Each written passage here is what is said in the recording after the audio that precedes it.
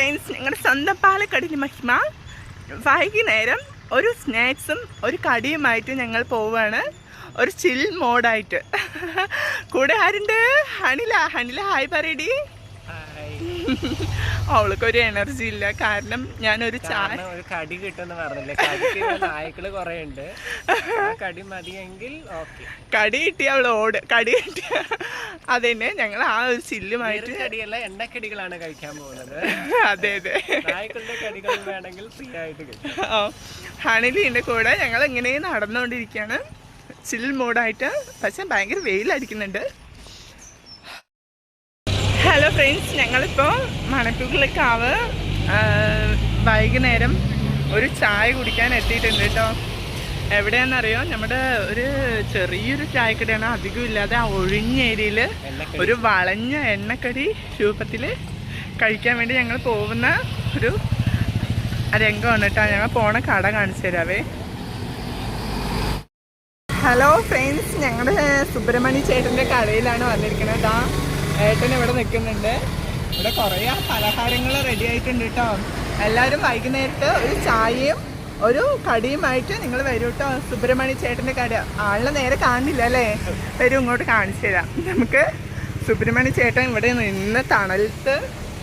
ഇതാണ് സുബ്രഹ്മണ്യ ചേട്ടൻ്റെ കട. എല്ലാവരും വരണം. മണപ്പുള്ളിക്കാവിൻ്റെ സൈഡ് ആ വളവിൻ്റെ തിരിവില് നല്ല രുചിയുള്ള കടിയാണ് കേട്ടോ. ഇതാ ഹണില് കഴിക്കാണ്, കസ്റ്റമേഴ്സ് വന്നുകൊണ്ടിരിക്കുകയാണ്. അങ്ങനെ സുബ്രഹ്മണ്യേട്ടൻ്റെ കടയിൽ നിന്ന് ഞാനും 2 കടി മേടിച്ച് കഴിച്ച് ടേസ്റ്റ് നോക്കിയിട്ട് കൂടുതൽ അഭിപ്രായങ്ങൾ പറയുന്നതാണ് കേട്ടോ.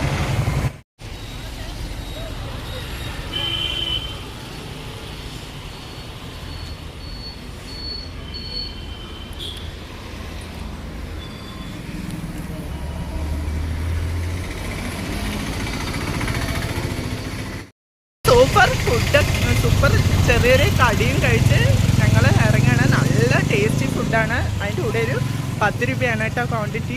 കുറേ വർഷങ്ങളായി അവിടെ ഉള്ളത്. ഈ സൈഡായതുകൊണ്ട് ആരും കണ്ടില്ല. എല്ലാവരും എൻ്റെ വ്ളോഗ് കാണുകയാണെങ്കിൽ എല്ലാവരും ആ ഏട്ടനെ ഹെൽപ്പ് ചെയ്യണം, എല്ലാവരും പോയി കഴിക്കണം. ആ ഏട്ടൻ ഭയങ്കര രുചിയായിട്ടുള്ള ഫുഡാണ് നൽകുന്നത്. ഹലോ ഫ്രണ്ട്സ്, അപ്പോൾ ഞങ്ങൾ എല്ലാം കഴിച്ച് കഴിഞ്ഞിട്ട് തിരിച്ച് പോവുകയാണ് കേട്ടോ.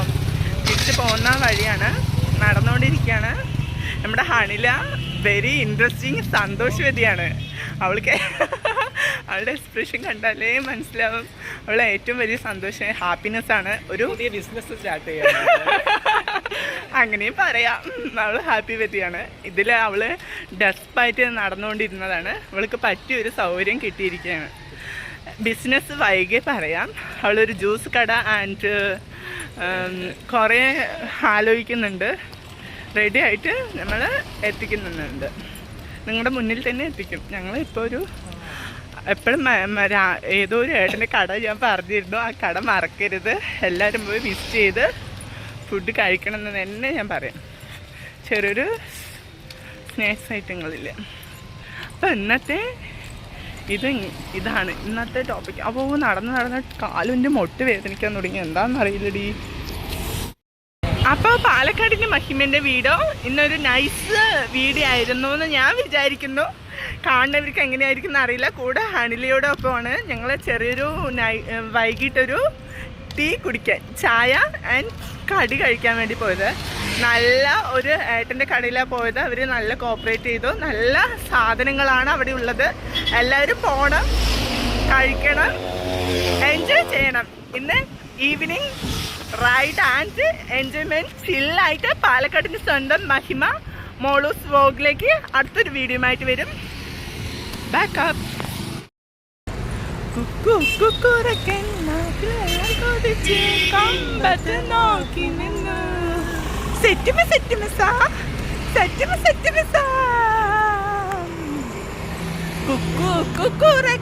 നാക്കിൽ വെള്ളം കൊതിച്ച് കമ്പത്ത് നോക്കി നിന്നു. ദൂരെ ദൂരെ കഥ പറയാം യാത്രമായ